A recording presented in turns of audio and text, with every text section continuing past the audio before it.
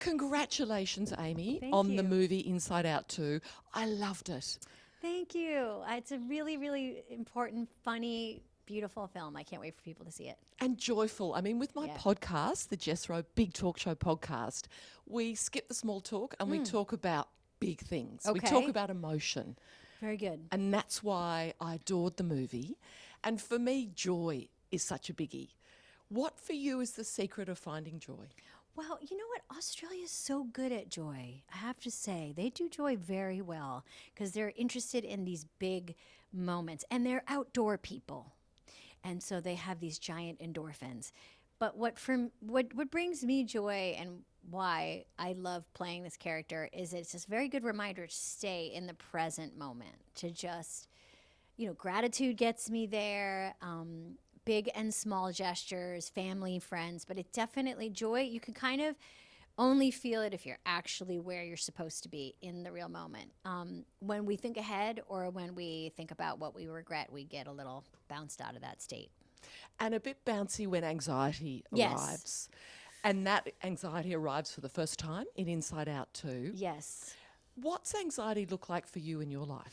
Well, I feel like it can manifest in a bunch of different ways. What I love is that when they first present anxiety in this film, it's actually quite helpful. It is, it's friendly. It is friendly, and she comes with with just this attitude of everyone's doing a great job. There's just a couple things we want to pay attention to, and that is what anxiety does. Is anxiety can be a motivator. It can keep you safe. It's not all bad. It can help you discern people and places and things when it gets out of control and when it takes the controls and it kind of freezes. There's a great moment in the film where anxiety and Riley are kind of frozen. There's a big adult moment where the character of Riley has to find a way to calm herself down. And it's a really beautiful moment because, Joy is kind of the parent in many ways, and she has to watch Riley do it on her own. That is the part of growing up, is you have to find these ways to dig deep and soothe yourself. So I think anxiety can be sneaky because she's a lot of fun. I mean, anxiety and excitement have the same physical. They do, the adrenaline. Yes. Has anxiety ever frozen you? Oh, yeah, of course. I mean, I think there's been, certainly times where, you just kind of feel a little stuck. And it's, especially if you have an active imagination, your imagination can create scenarios where anxiety can say, it might be better if you stay inside. Just don't risk it. And I mean, the past 10 years, it's given us a lot of reasons to stay inside. A lot has happened. Mm-hmm. What about, though, as well, oops, there go my notes, with anxiety, I was surprised to read that you have social anxiety. Well, I do. I like, sometimes at parties, a lot of talking. I get a little overwhelmed. So I like moving rather than talking. I think moving around is really good. So I would actually rather dance than talk at most parties. It's awkward when there's no music. Yeah, but you dance like no one's watching. Isn't that the Isn't thing? that the dream? I reckon. But that, dance like no one's watching is a great way of summing up what 12 looks like. And then 13 is be careful how you dance because everyone's watching. That's what suddenly happens. You're always trying to get back to that feeling that nobody's watching. But yeah, I would rather shake and move around than chat most of the time.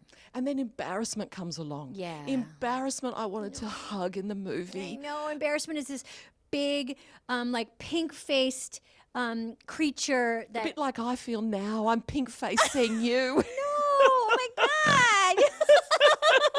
No, you should not feel that way.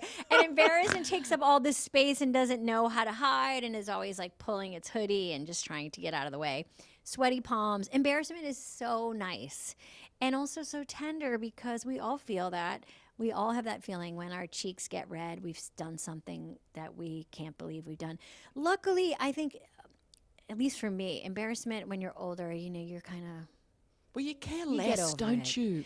Well, that's a really good point. Do you care less, or have you made friends with the more complicated emotions? Have you figured out a way to create a bigger space for them? Embarrassment is a real specific teen one. It's a tough one. No one wants to be embarrassed. When you're older, sometimes I think you can disassociate and you can just, I don't know, go to a different place in your head. Because you're fearless. And does that come from age and experience? I would not describe myself as fearless. I think I would describe myself as like being okay with being afraid. I think there are two different things. I think fearlessness is like you're kind of bypassing that feeling. But I think if you're like, oh boy, here we go, but you head on out anyway, I think that's kind of what the goal is. Like, hopefully you can sit with both of those feelings at the same time. Thank you for showing us how to be fearless Thank and you. strong, fabulous women in our lives. Thank you. Even if we are pink-cheeked. And I I've got little know. clammy hands holding my mug. Thank you so much, Thank Amy. you. It was a pleasure. Yeah, lovely to meet you. You too. You too.